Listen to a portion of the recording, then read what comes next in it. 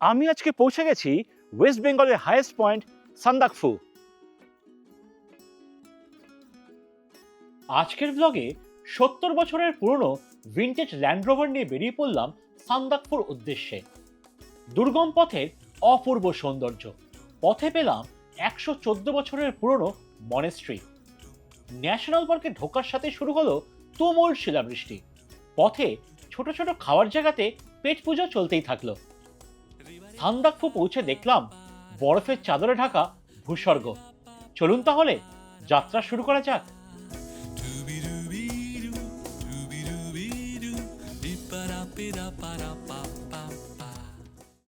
পৌঁছে গেছি মানেভঞ্জনে। সান্দাকফু আর থাকুম যাওয়ার এটাই স্টার্টিং পয়েন্ট। মানেভঞ্জন গ্রামের গর্ব হলো এখানকার ল্যান্ড রোভার, তাই এর আরেক নাম হলো land of land rovers.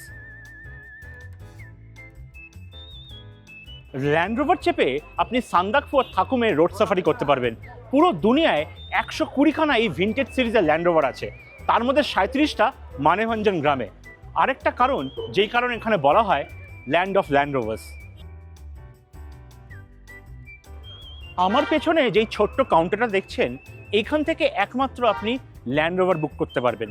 Land rover ছাড়া আপনি বলেরো 4x4ও পাবেন। বলেরো 4x4-এ কমফোর্টটা বেশি, বাট ল্যান্ড রোভারের ভিনটেজ ভ্যালুটা অনেক বেশি।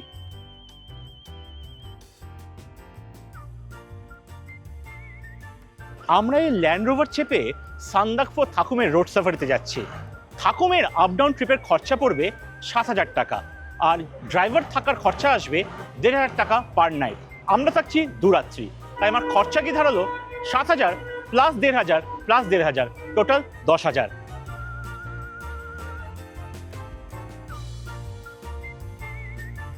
ইনকেস আপনি যদি শুধু সান্দাকফু যান বা অন্য কোনো জায়গায় যান, তাহলে খরচাটা একটু কম আসবে।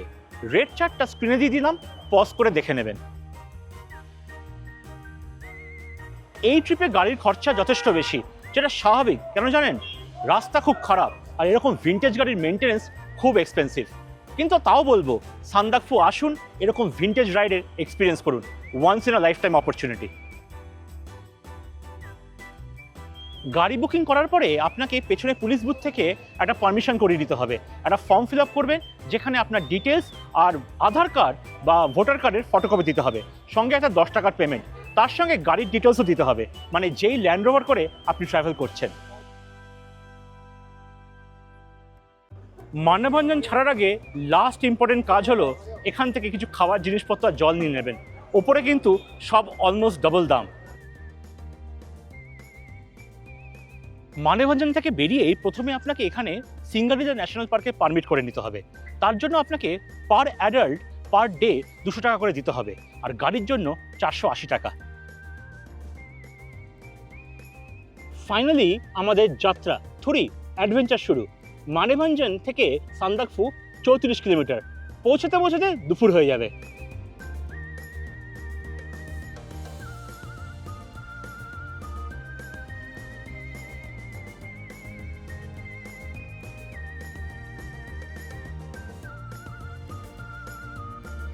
সান্দাকফু যাওয়ার পথে মাত্র 3 কিলোমিটার পরে আমাদের প্রথম স্টপ চিত্রে, ছোট্ট একটা গ্রাম, যার প্রধান আকর্ষণ হলো 1910 সালে তৈরি হওয়া চিত্রে মনেস্ট্রি।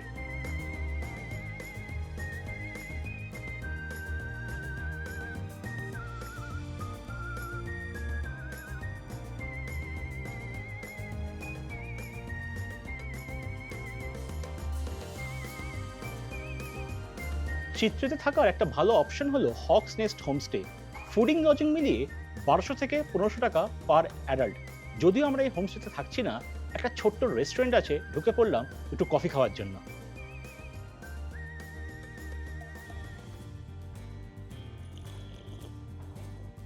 বাহ, কফিটা দারুণ বানিয়েছে।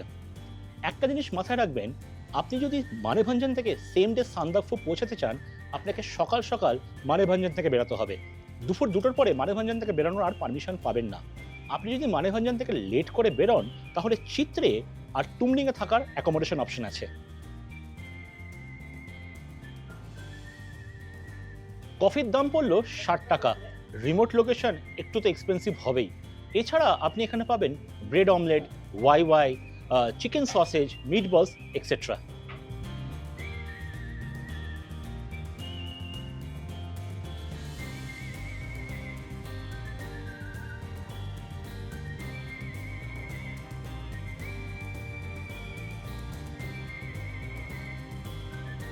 চিত্রে থেকে 3 কিলোমিটার এগোলে লামাইধুরা, আরও 3.5 কিলোমিটার এগোলে মেঘমা।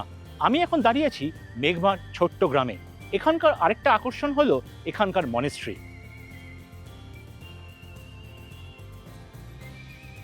মেঘমা নাম শুনলে আমাদের মনে হয় এটা একটা মেঘের রাজ্য। কোইন্সিডেন্টলি এখন কিন্তু মেঘ আচ্ছন্ন। মেঘমা নামের কারণ হলো একটা পাখির থেকে। মেঘের সঙ্গে কিন্তু এই নামের কোনো রিলেশনশিপ নেই। মেঘমা থেকে বেরিয়ে বুঝলাম আকাশে মেঘ ঘনিয়ে আসছে, সামনে ওয়েদার খারাপ হবার প্রবল সম্ভাবনা। মেঘমা থেকে 2.5 কিলোমিটার স্টিপ ড্রাইভ করে পৌঁছে গেছি টংলু। টংলু প্রায় 10,000 ফিট অল্টিটিউড। টংলুর নাম শুনলে সেই আইকনিক সিনটা মনে পড়ে যায়, পেছনে লাল ছাদালা ট্রেকার্স হাট আর সামনে সেই ফেমাস লেক।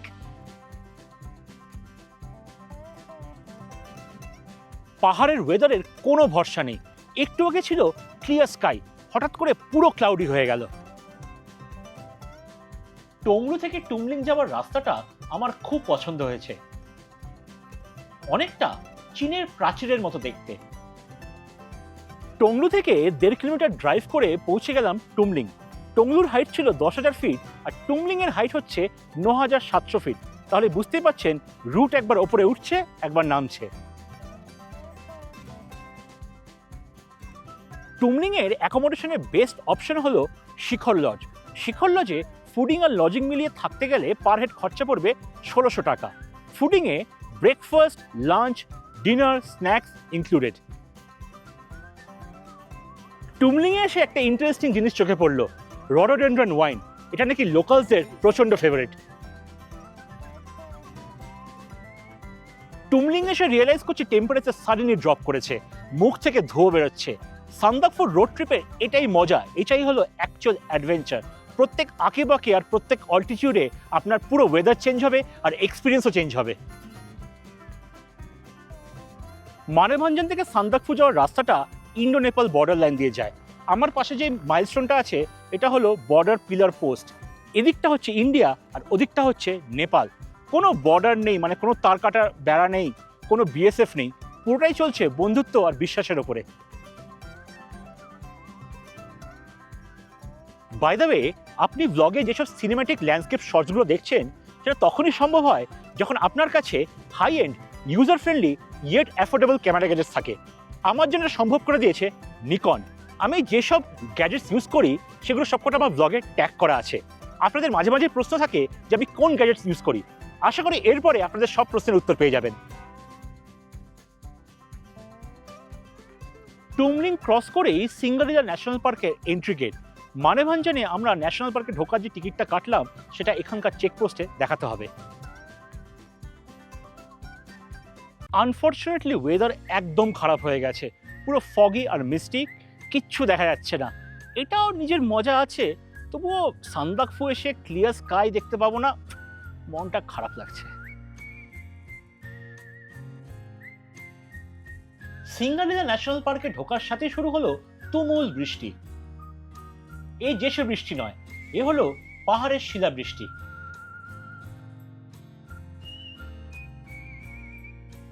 আমরা এখন পৌঁছে গেছি গৈরিবাসের চেকপোস্টে। বাইরে মুষলধারে বৃষ্টি হচ্ছে। নভেম্বর মাসে এই ওয়েদার লাইফে এক্সপেক্ট করিনি। শুধু বৃষ্টি নয়, শিলা বৃষ্টি হচ্ছে। এখন এই ওয়েদারে চেকপোস্ট করে দিয়েছে বন্ধ, মানে ওপর অব্দি গাড়ি যাবে কিনা তারও কোনো গ্যারান্টি নেই। বুঝতে পারছি না কি করব, হোটেলে তো বুকিং সব হয়ে গেছে। আরেকটা জিনিস দেখলাম, খুব তো মানে শখে পড়ে ল্যান্ড রোভারে চড়েছি। যখন বৃষ্টি হয় না, ল্যান্ড রোভারের ছাদ থেকে জল চুয়ে চুয়ে পড়ে। এইসব ক্ষেত্রে বোলেরো রেকমেন্ডেড। প্র্যাকটিক্যাল এক্সপিরিয়েন্স না হলে এইগুলো বলা খুব ডিফিকাল্ট। আপনারা এই ভুল করবেন না যেই ভুল আমি করেছি। বাট নভেম্বর মাসে এই ওয়েদার হবে সেটাও আমরা কেউ ভাবতে পারিনি, কি বলুন? সিঙ্গালিলা ন্যাশনাল পার্কে এন্ট্রি করে যখন আমরা ভেতর দিয়ে আসলাম, রাইডটা অসাধারণ ছিল। মিস্টিক, ফগি, বৃষ্টি হচ্ছে, শিলাবৃষ্টি হচ্ছে। ওই রাইডটা আপনাদের দেখাতে পারলাম না, বাম্পি রাইড ছিল আর বৃষ্টি হওয়ার কারণে ক্যামেরাও বাইরে বার করতে পারছি না। আশা করি ফেরার সময় দেখাতে পারবো। Let's hope for the best. যতক্ষণ গৈরিবাস চেকপোস্টে ওয়েট করছি, ভাবলাম একটু পেট পুজো করে নিই। বাইরে প্রচন্ড ঠান্ডা আর ঢুকে পড়লাম ম্যাগনোলিয়া রেস্টুরেন্টের ভেতরে। এইখানে ট্রাই করব গরম গরম কফি আর স্টিম মোমো।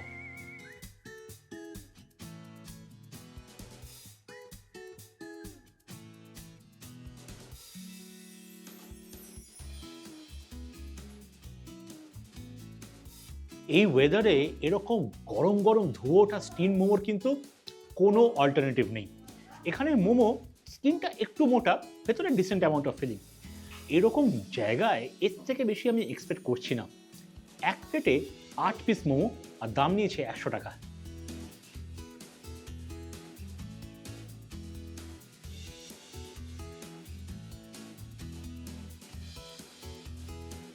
কফিটাও বেশ ভালো, তবে আগে হকনেসে যে কফিটা খেয়েছিলাম ওটা আমার বেটার লেগেছিল। এখানে 1 কাপ কফির দাম নিয়েছে 50 টাকা। গড়িবাস থেকে তো পারমিশন নিয়ে বেরিয়ে পড়লাম। বেরোনোর পরে যা রাস্তা দেখলাম, বোল্ডারের রাস্তা আমি লাইফে দেখিনি।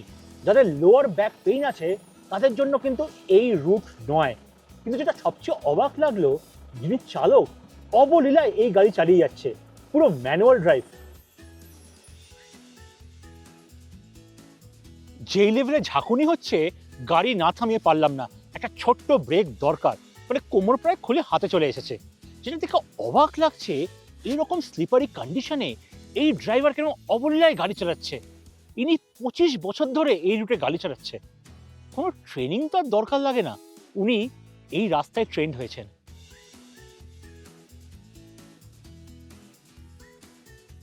এই জায়গার নাম হলো কালপোখরি। সামনে যে কালপোখরি মানে কালো জলের পুকুর, সেটা দেখাতে পারলাম না, এত বাজে ওয়েদার বলে। এইখানে ঢোকার সাথে সাথে 50 টাকা করে মিউনিসিপ্যালিটি ফিস দিতে হলো, মানে দুজন অ্যাডাল্টের জন্য 100 টাকা পে করতে হলো। এটা কিন্তু মাথায় রাখবেন। আমি এখন যেই জায়গাটা দাঁড়িয়ে আছি, এই জায়গাটার নাম হলো চাউরি চক। সান্দাকফু পৌঁছানোর 3 কিলোমিটার আগে এই জায়গাটা পড়ে। এই জায়গাটা তেমন কোনো স্পেশালিটি নেই। আমি দাঁড়িয়েছি একটা রেস্টুরেন্টে, যেখানে অসাধারণ নেপালি থালি পাওয়া যায়। এই রেস্টুরেন্টে কোনো নাম নেই, কিন্তু লোকালসদের মধ্যে প্রচণ্ড পপুলার। লোকালস বলতে এখানকার ড্রাইভাররা, যারা আমাদের ওপরে সান্দাকফুতে ছেড়ে এখানে এসে খাবার খায়। ব্যাড নিউজ হলো, এখানে নেপালি থালি খেতে হলে আপনাকে আগে থেকে অর্ডার করতে হবে, মানে নিচ থেকে আপনাকে ফোন করে অর্ডারটা করে দিতে হবে। যেহেতু আমরা শিওর ছিলাম না এই ওয়েদারে সান্দাকফু পৌঁছাতে পারবো কিনা, আমাদের অর্ডার করা হয়নি। তাই এখন ম্যাগি দিয়ে কাজ চালাতে হবে। আপনারা যখন আসছেন তখন এইটা মাথায় রাখবেন, পারলে ফোন করে অ্যাডভান্স অর্ডার দিয়ে দেবেন। ফোন নাম্বারটা আমি ডিসক্রিপশনে দিয়ে রাখবো। অর্ডার দেওয়ার সাথেই হাতে চলে আসলো এক বাটি সবজি ম্যাগি। বাইরে ফ্রিজিং টেম্পারেচার আর ভেতরে গরম গরম সবজি ম্যাগি, জাস্ট অমৃত।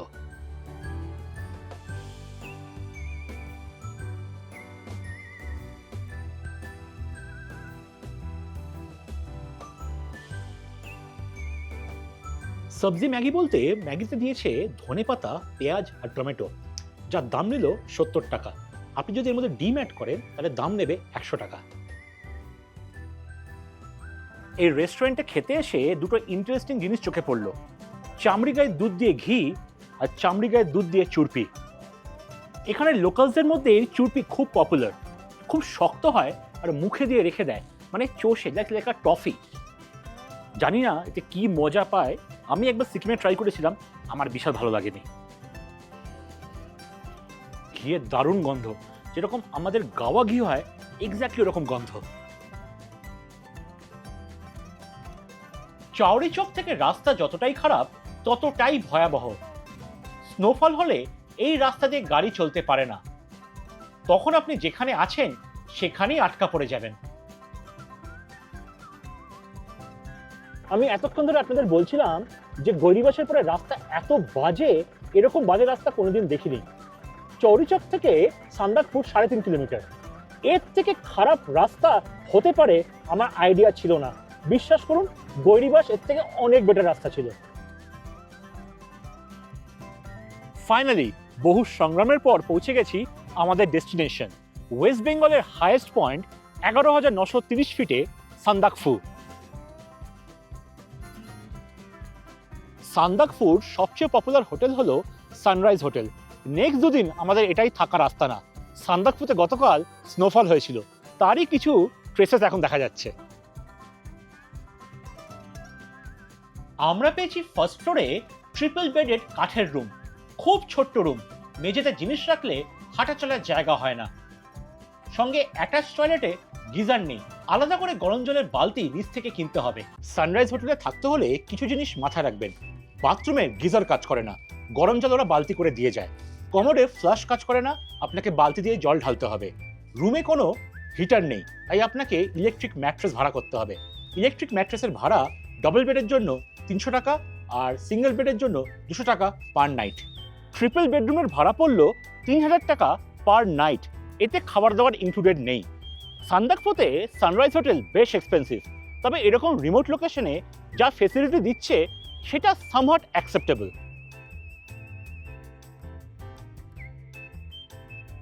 বাইরে এখন -1 টেম্পারেচার, ফ্রেশ স্নোফল হয়েছে, কনকনে হাড় কাঁপানো ঠান্ডা। এই হলো সান্দাকফুর মজা, এই হলো সান্দাকফুর সারপ্রাইজ। নভেম্বরে এই ওয়েদার পাওয়া যায় না। We are damn lucky.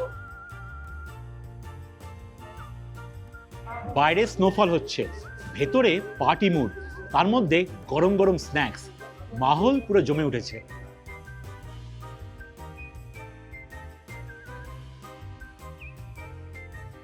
তবে মাহলের সাথে যদি খাবারটা অতটাই ভালো হতো তাহলে আরো একটু খুশি হতাম। যা দাম আর যা quantity, not value for money.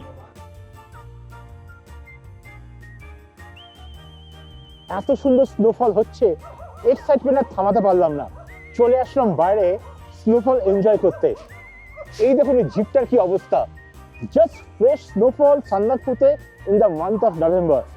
দারুণ এক্সাইটেড লাগছে, দারুণ। যে কষ্ট করে আজকে আসতে পেরেছে এখানে, this is an achievement of life. আজকের মতন এইটুকুই, দেখা যাক কালকে ওয়েদার কেমন হয়। যদি ভালো ওয়েদার হয় তাহলে বিশাল কিছু ভালো সিনারিজ পাবো, দেখি ভাগ্যে কি আছে।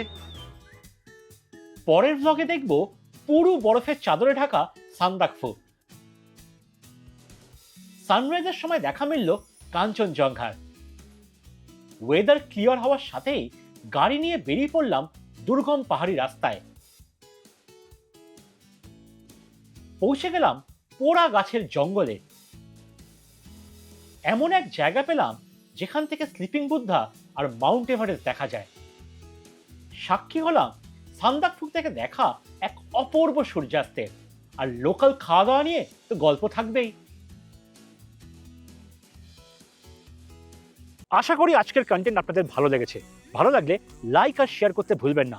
ট্রাভেল আর ফুড মিলিয়ে কি ধরনের কন্টেন্ট দেখতে চান একটু কমেন্ট সেকশনে জানাবেন। তবে তার আগে চ্যানেলটাকে সাবস্ক্রাইব করে নেবেন। আপনাদের এক একটা সাবস্ক্রিপশনই চ্যানেলকে অনেক দূর অবধি সাপোর্ট করবে। আর এইভাবেই চ্যানেলের পাশে থাকবেন।